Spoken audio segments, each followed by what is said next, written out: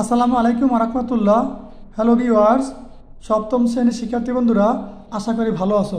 Math educare zone online শিক্ষা পরিবারের পক্ষ থেকে তোমাদের সবাইকে স্বাগতম।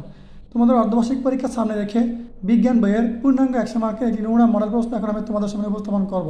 তোমাদের সুবিধার্থে আমি বহু নির্বাচনী প্রশ্নগুলোর উত্তর সাথে সাথে বলে দিব, যাতে তোমাদের পড়তে সুবিধা হয়। ঠিক আছে, তারপর আমরা সৃজনশীল প্রশ্নগুলো বাজারে দেখে নেব। চলো আলোচনা শুরু করা যাক। দেখো, 1 নম্বরে নিউমোনিয়া রোগ সৃষ্টি করে কোন ব্যাকটেরিয়া? কক্কাস।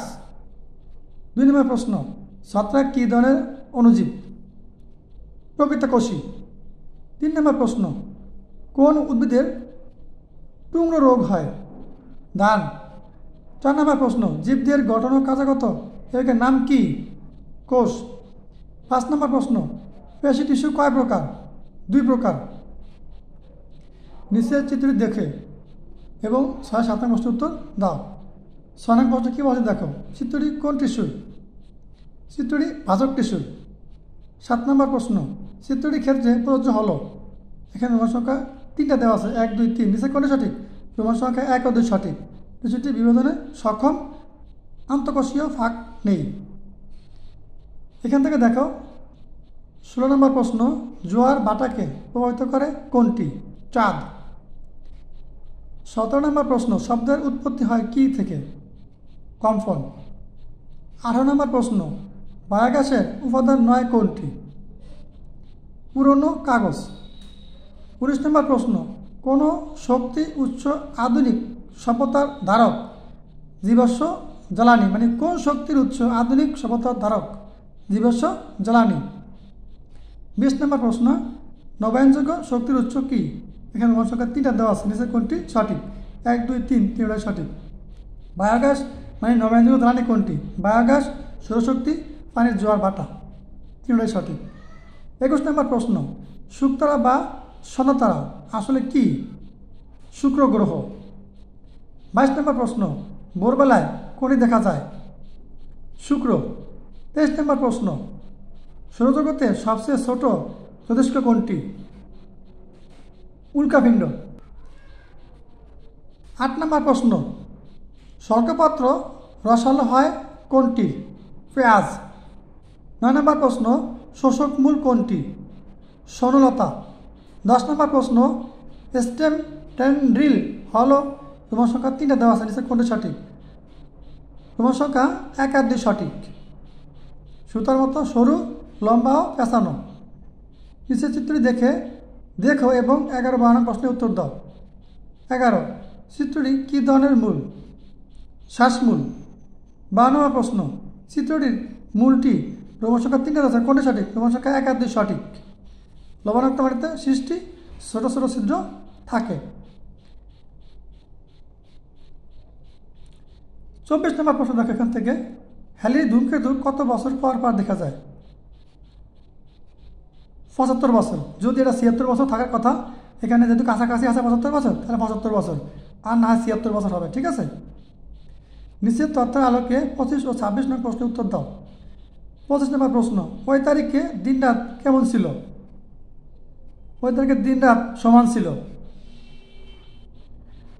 26 নম্বর প্রশ্ন, উদ্দীপকের ওই তারিখে রোমান সংখ্যা 1, 2, 3, 3টা দেওয়া আছে, নিচের কোনটি সঠিক? রোমান সংখ্যা 3 সঠিক। দক্ষিণ গোলার্ধে বসন্তকাল ছিল। দক্ষিণ গোলার্ধে বসন্তকাল ছিল।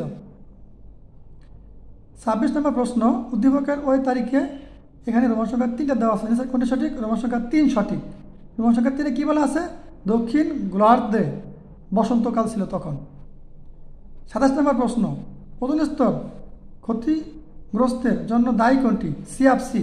এই সিএফসি রূপ কি? ক্লোরোফ্লোরোকার্বন পরীক্ষা আসে। 28 নম্বর প্রশ্ন, পরিবেশ দূষণের কোনটির ব্যবহার বৃদ্ধি করতে হবে? পরিবেশ দূষণ রোধে কোনটির ব্যবহার বৃদ্ধি করতে হবে? জৈব সার। 13 নম্বর প্রশ্ন, সার্বজনীন দ্রাবক বলা হয় কোনটিকে? H2O, পানি।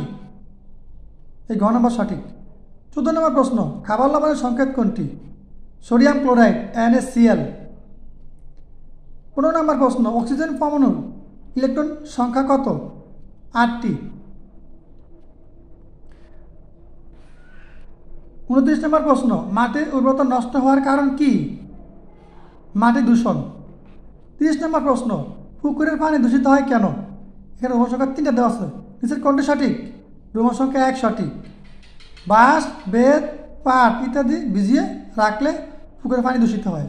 ঠিক আছে, তাহলে এই ছিল তোমাদের বহুনির্বাচনী প্রশ্ন 30টার উত্তর সহকারে ব্যাখ্যা। এবার আমরা সংক্ষিপ্ত প্রশ্নগুলো এবং সৃজনশীল প্রশ্নগুলো দেখে নেব। সংক্ষিপ্ত প্রশ্ন প্লাস সৃজনশীল প্রশ্ন। দেখো, শুরুতে আমরা সংক্ষিপ্ত প্রশ্ন 20 মার্ক দেখে নিব। এই যে সংক্ষিপ্ত প্রশ্নগুলো দেওয়া আছে, এখানে 15টা প্রশ্ন দেওয়া আছে, তুমি 10টা প্রশ্ন অ্যান্সার করো, 2 মার্ক করে 20 মার্ক পেয়ে যাবা। ঠিক আছে, পাশে দেখো এগুলো সৃজনশীল প্রশ্ন দেওয়া আছে, তোমরা তোমাদের পাঠ্য বই ধরে এই যে মিলিয়ে দেখে এই সৃজনশীল প্রশ্নগুলো প্র্যাকটিস করতে পারো এই পরীক্ষার জন্য। এগুলো অর্ধবার্ষিক পরীক্ষার সিলেবাস অনুযায়ী তৈরি করা হয়েছে। ঠিক আছে, এগুলো তোমাদের সিলেবাসও অবশ্যই আছে। তোমরা ভালো লাগলে এই প্রশ্নগুলো ভালো করে পড়ে পরীক্ষার জন্য ভালো একটা প্রস্তুতি নিতে পারো।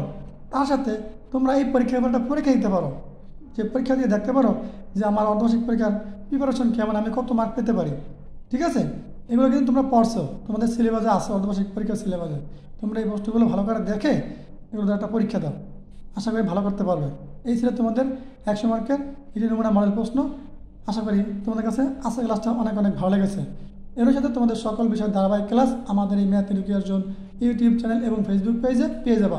সেখান থেকে পর্যায়ক্রমে দেখে নাও। সব ভালো থাকো আর আমাদের সাথে থাকো। আল্লাহ হাফেজ।